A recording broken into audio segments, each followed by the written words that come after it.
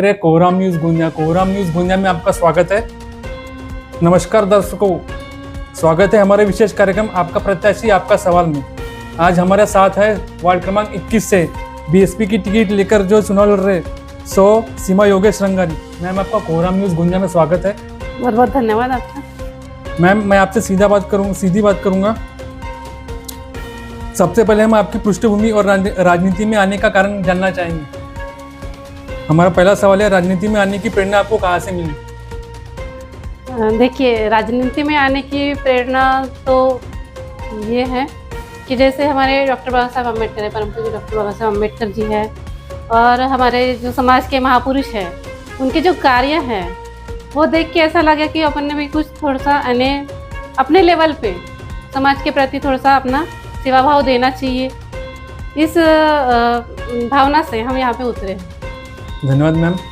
आपका जो अनुभव है और आपकी जो शिक्षा है उसका राजनीति में आप कैसा इस्तेमाल करेंगे वो हमें बताइए। जैसे इसके पहले भी मैंने चुनाव लड़ा है, तो वहाँ पर भी जैसे हम प्रचार के लिए जाते थे तो कई लोग समस्याएं लेके आते थे, तो उससे मुझे उस टाइम पे ऐसा लगा था कि मुझे उनके लिए कुछ करना चाहिए था। जैसे कुछ स्कूल है, स्कूलों में क्या है, आजकल नगर परिषद की स्कूलें बंद हो रही है, तो मैंने देखा, जब मैं खुद भी पढ़ाने जाती थी, तो वहाँ पे मैंने देखा कि कुछ नेता लोग आते हैं और बताते हैं कि हम यहाँ पे डिजिटलाइजेशन करेंगे, लेकिन वो बोल के चले जाते हैं लेकिन कुछ करते नहीं हैं, और वहाँ पे बच्चों की संख्या है ना एकदम ही माइनस में है।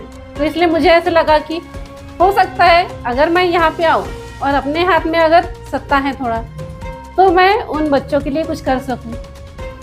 ये चीज़ मैंने खुद अनुभव की है, इसलिए मुझे ऐसा लगा कि मुझे यहाँ पे आगे बढ़ना चाहिए। आपके अनुसार राजनीति का सही उद्देश्य क्या है?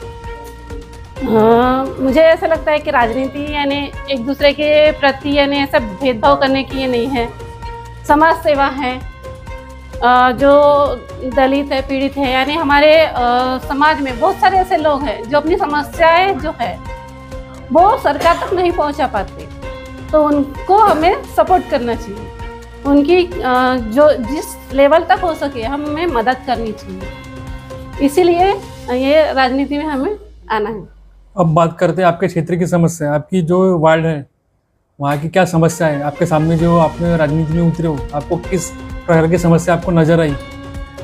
जैसे हमारा वार्ड है, हमारे वार्ड में जो स्कूल है, नगर परिषद की जो स्कूल है, वहाँ पे बच्चों के लिए एजुकेशन की कमी है, लाइब्रेरी की व्यवस्था नहीं है हमारे यहाँ पर, और कुछ क्षेत्र में पानी की व्यवस्था भी नहीं है। हम जैसे गए थे उधर क्षेत्र में गए थे, वहाँ पर जो लोग थे उन्होंने कहा कि यहाँ पर पानी की व्यवस्था मैडम बिल्कुल नहीं है। हमने कई बार लोगों से बोले हैं, जो वार्ड मेंबर लोग आते हैं उनको हमने बोले हैं कि यहाँ पर पानी की व्यवस्था कर दीजिए, तो उन्होंने वहाँ पर किए नहीं है, अभी तक नहीं किए हैं। और नालियों की सफाई है, बहुत सारी जगह पर है, लबालब से नालियाँ भरी रहती है, तो वहाँ पर भी सफाई नहीं होती है। आपने जो समस्या, आपकी जो वार्ड की जो समस्या है, इसको लोगों को समझाने के लिए किस प्रकार से मीटिंग वगैरह कुछ लिए है क्या? हाँ, अभी जो चुनाव प्रचार के दौरान है, हम मीटिंग वगैरह ले रहे हैं, लोगों से मिल रहे हैं, बात कर रहे हैं, और वो आ रहे हैं, लोग समझ रहे हैं कि उनको किस टाइप का प्रत्याशी यानी उनको चुन के लाना है। इसके पहले भी जो वार्ड मेंबर थे उनकी क्या ने आपको कौन सी कमी आपको खली? वार्ड मेंबर यानी क्या है कि बहुत सारे वार्ड मेंबर है वार्ड में, लेकिन क्या है वो सिर्फ चुनाव तक ही रहते हैं, उसके बाद वो किसी भी यानी नागरिक की तरफ ध्यान नहीं देते हैं। उनका काम है कि वार्ड में जाना चाहिए, कहाँ पर स्वच्छता हुई है नहीं हुई है, कहाँ पर किसी को कुछ दिक्कत है, कुछ बुजुर्ग लोग हैं उनको हॉस्पिटल की सुविधाएं नहीं मिल रही हैं। जैसे कल हमारे यहाँ पे एक लेडीज आई थी, उन्होंने कहा कि उनके हस्बैंड पैरालाइज हैं, उनके पैरों में प्रॉब्लम है। वो मेरे पास आई और उन्होंने कहा कि मैडम, बोले आपके पहचान के कोई है क्या केटीएस में? उनको अपने हस्बैंड को नागपुर लेके जाना है। तो मैंने तो बोला, मुझे अभी तक तो मेरे पहचान के हैं नहीं केटीएस में, लेकिन जैसा भी हो, किसी भी तरह से अगर मेरे पहचान के कोई हो तो मैं आपकी मदद करूँगी। अगर आप चुनाव में चुने जाते हैं तो आपकी पहली प्राथमिकताएं क्या होंगी? यानी पहले शुरुआत के 100 दिन कैसे रहेंगे?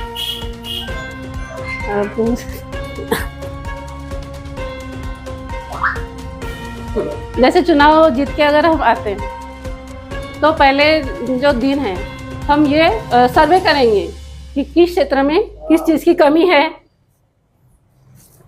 स्वच्छता अभियान और लोगों की क्या समस्या है, इसका हम पहले सर्वे करेंगे। उसके बाद फिर उनका निराकरण करने के लिए कोशिश करेंगे। जनता को नेतृत्व नहीं चाहिए केवल नेता जनता को नेतृत्व चाहिए केवल नेता नहीं चाहिए। जनता से मिलने के लिए आपकी साप्ताहिक समय सारणी क्या होंगी?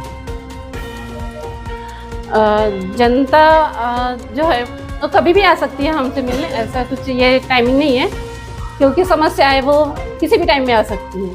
क्या आप अपने वार्ड में कोई हेल्पलाइन शुरू करेंगे चुनाव जीतने के बाद, ताकि आपसे डायरेक्ट संपर्क हो सके? हाँ, हमारे वार्ड में व्हाट्सएप ग्रुप वगैरह रहेगा और जिसको भी प्रॉब्लम है वो डायरेक्ट वहाँ पे हमसे कांटेक्ट कर सकते हैं। अब बात करते हैं राजनीतिक परिपक्वता की। जनता को आपको ही क्यों चुनना चाहिए?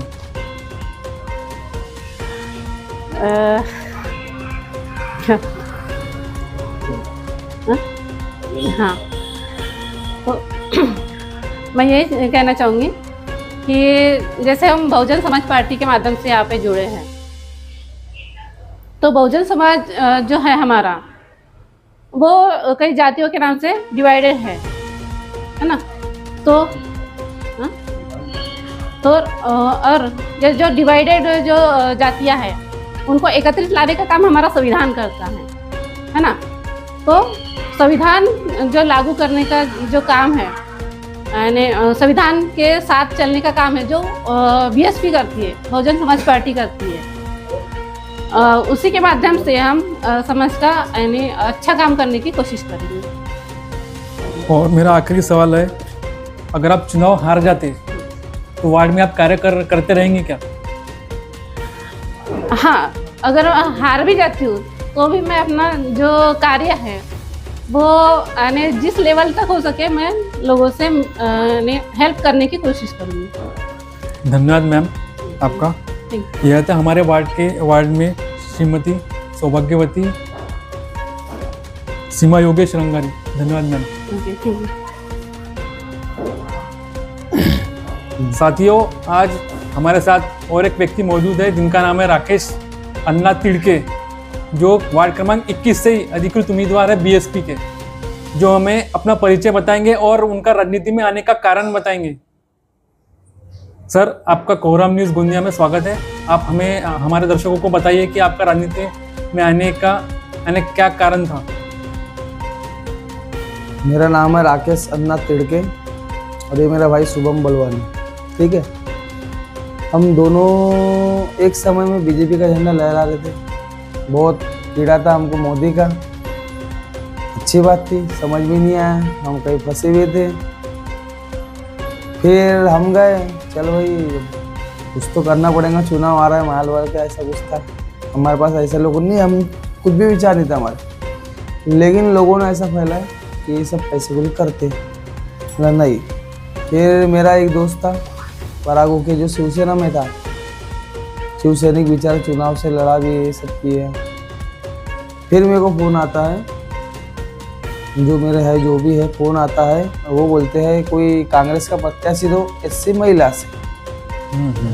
ठीक है, देता हूँ, बिल्कुल मेरा दोस्त है, बिल्कुल पराग होके दिया मैंने। गया, उसका हत्यार हुआ, सब हुआ, शामिल हो गया। उसके बाद में पता चला क्या वो उसकी सीट कट गई, उसको रखा गया, कट गई उसकी सीट। क्यों कटी? उसका कारण ये था कि बेचारा थोड़ा पैसे से कम था, लेकिन व्यवहार अच्छा था बेचारे के, ऐसा कुछ नहीं, व्यवहार अच्छे, बहुत अच्छे थे। फिर ये पूरा चल रहा था शहर में चर्चा, बीजेपी, कांग्रेस, राष्ट्रवादी, ये सब हुआ। यहाँ सब पैसों से तोला जा रहा है इनको, और हम लोगों को ऐसा लग रहा था बीजेपी अच्छी चीज़ है, लोगों को भी समझ रहा था बीजेपी अच्छी चीज़ है। तो मैं फिर देखा तो यहाँ तो पैसे से तौला जा रहा है, अपने भैया हम तो लड़ नहीं सकते, हमको ताली बजाना पड़ेगा। तो बलवानी जी थे हमारे भाई, ये भी थे, इनका भी थोड़ा दिमाग में था कीड़ा बीजेपी का। हम लोग ने अच्छा काम किए, वो सब हुआ। फिर उसके बाद में हमने बोले चल भाई अब जान दो, जो भी हुआ अच्छी बात है। बेचारे को टिकट नहीं लड़ी, हमने उसको बोले जो कांग्रेस में जा रहा था उसको बोले भाई सेना की, ऐसा ये सब हुआ। फिर मेरे को संतोष जी खोबड़े हमारे काका जी मिले रास्ते पे और ऐसे ऐसे बताया कि भैया चुनाव में लड़ ले तू। बोला ठीक है काका जी, बोला पैसे नहीं मेरे पास। तो पैसे नहीं है तो उनने वो ऐसा नहीं पूछा मेरे को कि कितने खर्च कर सकता है, तू लड़ेगा बोले।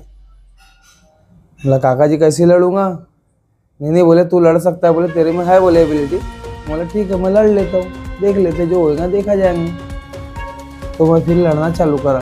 फिर मेरे को बोला लिखते नहीं आता काका जी, तो बोलते तो आता ही नहीं, ऐसा करेंगे। बोला आप तुम बोले कागज वागज, बोला 25 कागज लगेंगे, ये लगेंगे वो लगेंगे। मैं डर गया, बोला इतने सारे कागज। उनने मेरे को पूछे तेरे पास क्या क्या है? मैं बोला काका जी आधार कार्ड है, पैन कार्ड है, लिविंग है, कास्ट है, ये सब है, फालतू चीज़ें हैं, सारी चीज़ें मेरे पास में है। और क्या है तुझे? सब तो है, तो बस काय की कमी है।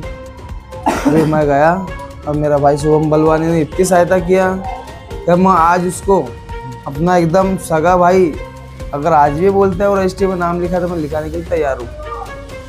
भाई से बढ़कर कोई चीज़ नहीं मिली, ये बहुत है ना, दोस्त नहीं है मेरा भाई, है कलेजे का टुकड़ा, ऐसी बात है मेरी। धन्यवाद सर।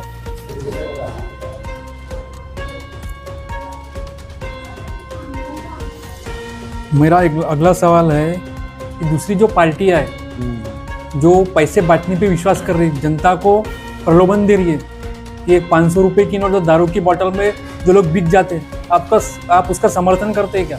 नहीं। ऐसा है कि ऐसा लगता है लोगों को, अभी अफवाह में फैले थी क्या मैं वो किसी ने खड़ा कर दिया ऐसा।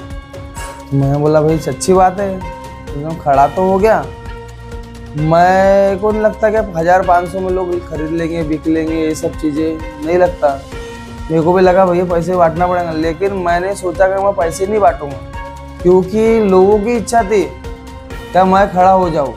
मन से बोलते थे बेचारा भाई चल तो खड़ा हो जा, लेकिन आज मैं खड़ा हो गया, बहुत अच्छी बात थी। मेन बात जो मेरे को जो साथ दिया भारतीय बहुजन समाज पार्टी जो हमारी लाज रखी, इसने बहन मायावती बहुजन समाज पार्टी, बहुत अच्छी बात है। बस यही रखता हूँ मैं। और वार्ड की जो जनता है उसको क्या संदेश देना चाहते हैं इस इंटरव्यू के माध्यम से? वार्ड की जो जनता है नेता चुनती है, मेरे को नेता नहीं बनना है। नेता इसलिए नहीं बनना है कि मेरे को समाज के लिए सेवा करना है। उनके लिए सारी चीज़ें वो बोलेंगे राकेश कहाँ पर है, आओ क्या, मतलब ये शब्द कभी जीवन में नहीं आएंगे, क्योंकि मैं खुद आया हूँ। क्योंकि आपने चुन के लाए ना, तो मेरे को तो जनता के पास जाना पड़ेगा ना भाई। ये बोलेंगे नेता है तो मेरा भाई है, वो जाना पड़ेगा नहीं, मैं खुद आऊँगा जनता के पास में, क्योंकि सबकी इच्छा आपने यानी मेरी इच्छा पूरी करे हो आपके मन से। जो भी मेरे भाई लोग सब दोस्त लोग ये सब बोलते हैं तो भाई करना चाहिए, और ठीक है भाई अब वो सेवा करूँगा। और आने वाले 5 साल 10 साल 20 साल 30 साल मेरा भाई शुभम बलवानी आने वाले सालों में मैं कहीं भी इसको खड़ा करूँगा तो जीत के आएंगे, क्योंकि मेरा वर्क रहेगा ये।